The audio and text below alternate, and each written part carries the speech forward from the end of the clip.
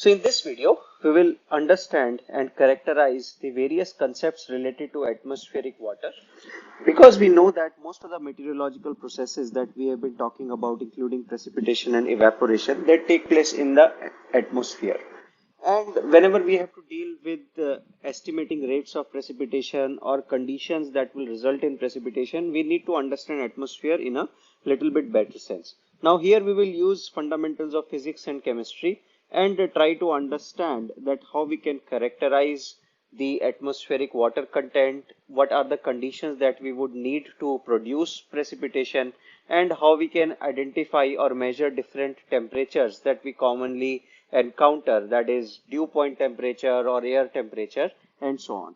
So one of the fundamental relationship that we will encounter whenever we learn atmospheric or hydrological sciences is the rate of variation of pressure with respect to height. So our notation would be, as we go up, our z has to be positive. So when we say that dp upon dz, so should be equal to minus rho z, where this negative sign takes care of the fact that as we go up, the atmospheric pressure, it should decrease, and hence dp upon dz can be written in form of a hydrostatic equation as minus rho times sorry, this would be z, this would be g, the acceleration due to gravity.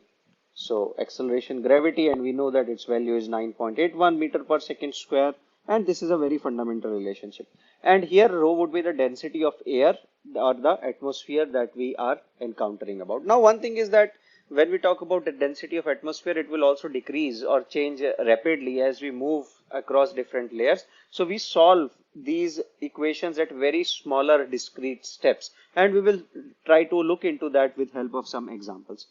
Second equation that we are going to use is that we would assume that atmosphere is an ideal, the gases in atmosphere, they exist in an ideal form, and hence ideal gas equation is applicable both to vapor phase as well as the dry air. And we can write this equation as PV equal to nRT, where R is our universal gas constant.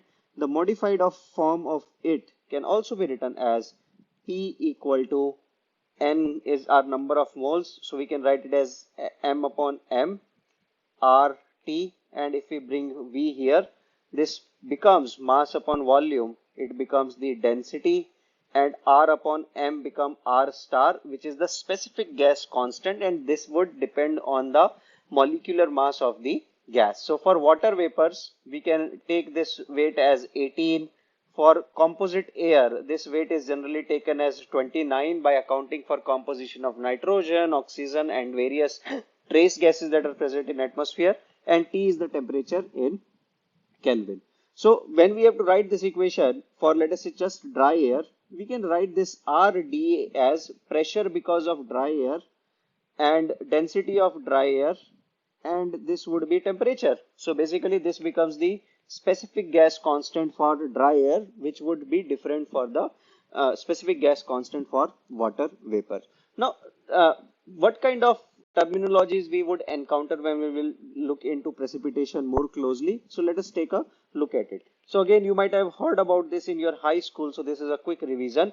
So terms of interest include vapor pressure, which we will represent by E, and also PV, because we know that when we talk about atmospheric gases, they exist in the mixed state. So there would be dry air as well as some vapor vapors, and when we talk about the just vapor pressure, we are talking about the partial pressure exerted by vapors present in the atmosphere. If you recall from your high school chemistry, you might have learned about the Dalton's law of partial pressure, which said that we can calculate the total pressure by summing up the individual pressures. So we can always write that total pressure that atmosphere would exert would be sum of pressure because of dry air, which is devoid of any kind of moisture, plus pressure because of the vapors. And we can write this as PD equal to P minus PV.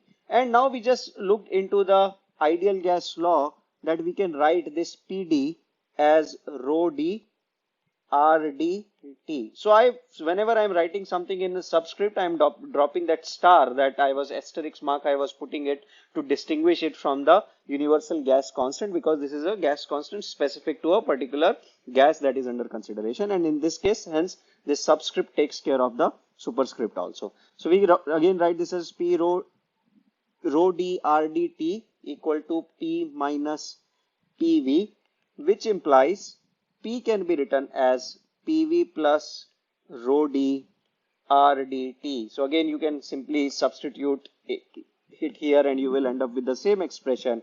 And again, further simplifying it, we can write this as rho V times RD divided by 0.622, because we just learned that the ratio of molecular masses of vapors and air is in the ratio of 18:29. That would mean that specific gas constant will also follow the same volume, and hence we are substituting it as RD upon 0.622 times T plus rho d RD times T, which implies we can write this total pressure that atmosphere exert as density of dry air plus density of vapors present divided by 0.622, which is a constant derived as molecular mass ratio for dry air, for the air composition and the vapors, and multiply it by RD times T. So once you know all these values, we can always calculate the pressure exerted by atmosphere. And whenever this value is not specified, it is usually taken as 101.25 kilopascal, which is also the pressure because of atmosphere. And you may look into your basic fluid mechanics book to see that how this kilopascal can be converted to other units, that is atmosphere or bars or millibars and so on. But we will typically stick to this units representation in kilopascals. Now, what we are going to do with these densities that we have defined. So let us look into our first term of interest, the second term of interest, I must say, that we would look from meteorological perspective is specific humidity. We define specific humidity represented by omega as ratio of density of water vapors upon density of the air in which those water vapors are suspended. So we can simply write this PV as rho V RVT. We can simply write PA as rho A RAT. And when we take the ratio, we can write PV upon PA as rho V rho A times RV RA. Again, this ratio can be approximated as 1 upon 0.622, as we just learned that would be inverse of the ratios of their molecular masses. That implies rho V upon rho A can be approximated as 0.622.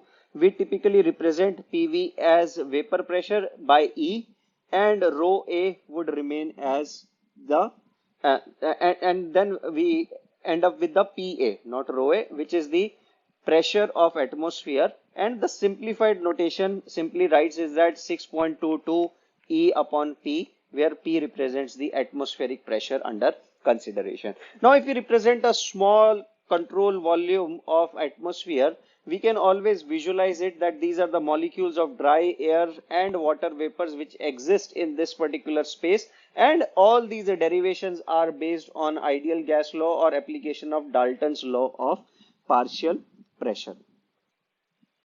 So here is a small exercise for you using the relationship that we just looked into and ideal gas law. Can you establish that RA, or the specific gas constant for air, can be written as RD 1 plus 0.608 times specific humidity? Once you derive this relationship, it would become very clear that how these things can be manipulated in different form to give the expressions that can help us answer different kinds of problem. But this equation clearly tells us that the gas constant of moist air increases as the specific humidity associated increases.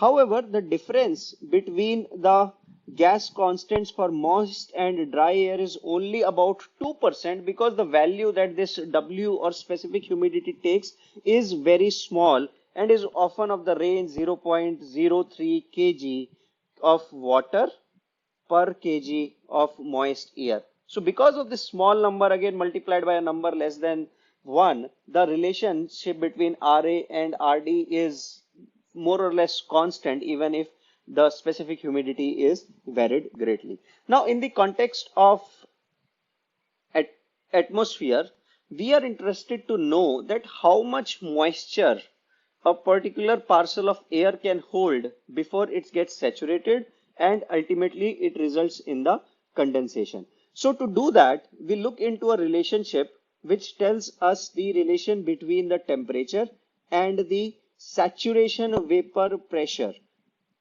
of air. So saturation vapor pressure of air is defined as the maximum, the vapor pressure corresponding to the point when there is a maximum moisture content in the air. And this ES is given as 0.611 exp or exponential 17.27 T divided by 237.3 plus T, where T is expressed in degree Celsius and final answer comes in the form of kilopascal. Now this relationship would be seen time and again in meteorological and climatological books, as this also lays the foundation of famous Clausius-Clapeyron relationships.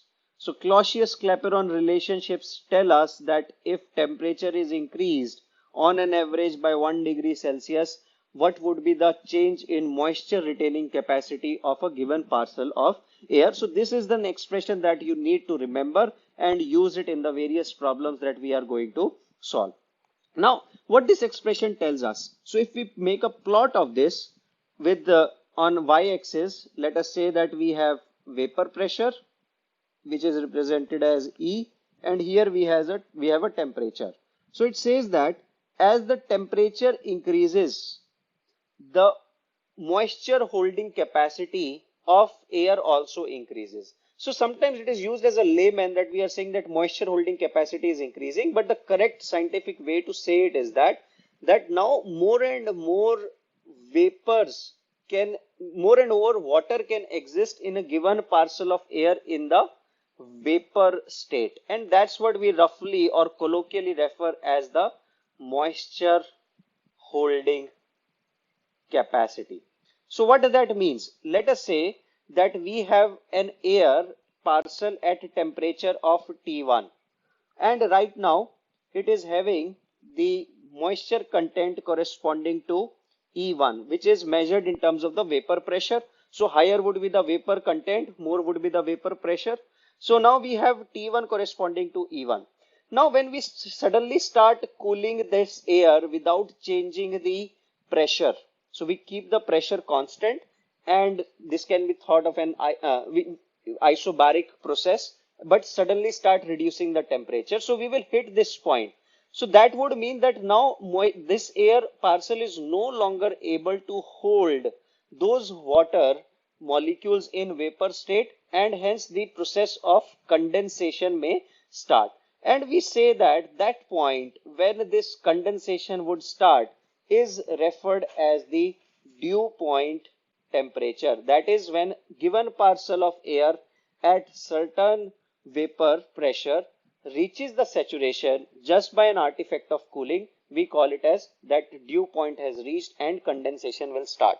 Now in winters you might have seen that this phenomena that during daytime there is no cloud and it's all clear, and when you wake up in the morning there is dew formation all over the grass or surfaces, because we are cooling down the atmosphere in winters, specifically at night after sunset, and as a result of which the water that was initially present in vapor state and hence invisible to your eyes, it starts finding the surfaces on which it can condense, and as a result of which dew formation takes place.